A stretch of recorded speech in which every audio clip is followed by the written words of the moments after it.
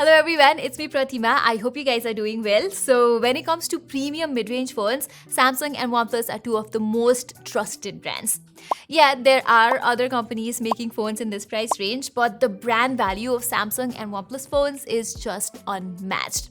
And right now, both of them have solid offerings in this segment, the Galaxy A54 and the OnePlus Nord 3. So if you were confused on which one you should get, then you've come to the right place because in today's video, I'll be doing a head-on comparison between these two and giving you a definitive answer about what's best for you. And watch out for that scoreboard somewhere around here so that you can have a clear idea of which phone is ahead in which aspect. So without any further ado, let's kick things off with the design side of things. And here, the Galaxy A54 makes a pretty strong argument for itself. Although both phones have a similar build quality with a glass back and plastic frames, I like the Galaxy A54's design more. It looks similar to the more premium Galaxy S series, but more importantly, it is quite compact and handy and feels easy on the hands. It also has stronger IP67 dust and water resistance versus IP54 rating on the Nord 3, so that's another win for Samsung. Then again, the Nord 3's design is not bad either, and I definitely see people digging its soft matte back, which feels incredible to touch, whereas it's even got an alert slider and an IR blaster. Okay, as for the display, both these phones give tough competition to each other. They bring smooth and well-optimized 120Hz refresh rates and an equally responsive touch.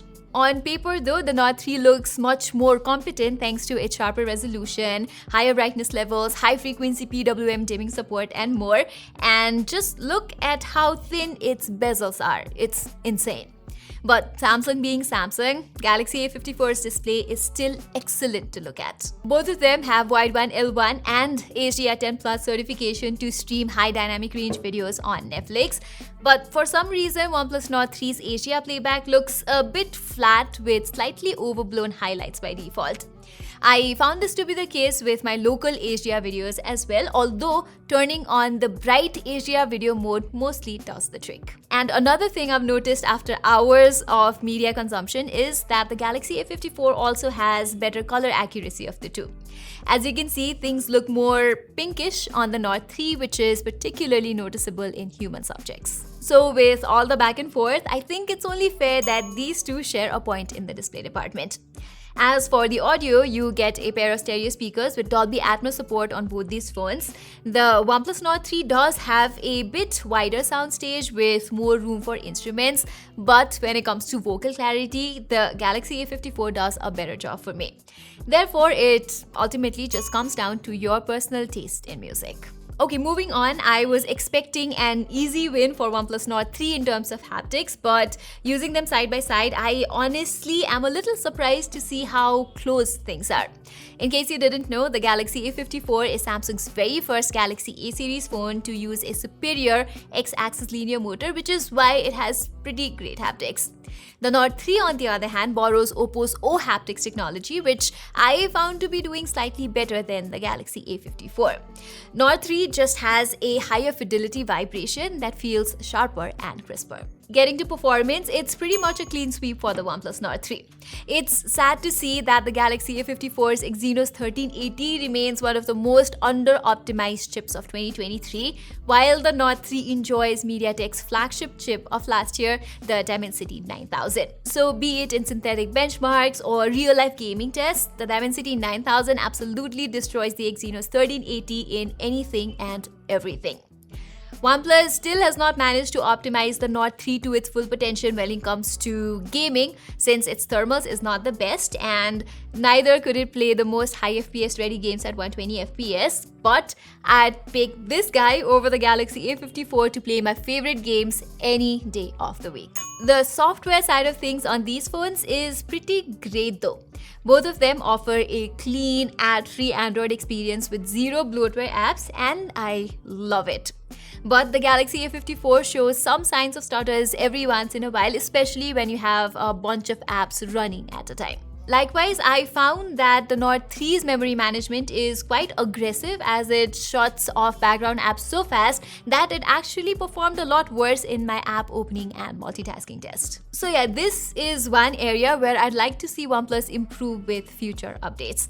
Now talking about updates, the Nord 3 is guaranteed to receive 3 major OS updates and 4 years of security updates, whereas Samsung is slightly ahead with 4 years of OS and 5 years of security updates on the Galaxy A54. Okay, now let me talk about the cameras, and this is where things get really interesting. I went into this comparison thinking that the Galaxy A54 would just walk all over the Nord 3 in this department, but turns out I was wrong. This time, OnePlus has drastically upped their camera game with the OnePlus Nord 3. I think one of the main reasons why OnePlus is able to pull this off is because of its flagship-grade 50-megapixel IMX890 sensor itself. During the day, 80 to 90% of the time, both the Nord 3 and the Galaxy A54 produce great images that compete very well with each other in terms of details, colors, and HDR. The only difference I found was OnePlus's images favor a warmer tone, while Samsung chooses to go with a cooler processing, and around 20 to 30% of the time, the Galaxy A54 maintains contrast and dynamic range slightly better. Although at times the A54 struggles with exposure control, which the Nord 3 is able to handle better. That said, I'm not a big fan of the ultra-wide-angle shots from either of them. Both of their output have significant color shift from their primary cameras. Samsung's images are wider, but they have a lot of distortion around the edges, while OnePlus's ultra-wide-angle images have narrow field of view with only okay level of details.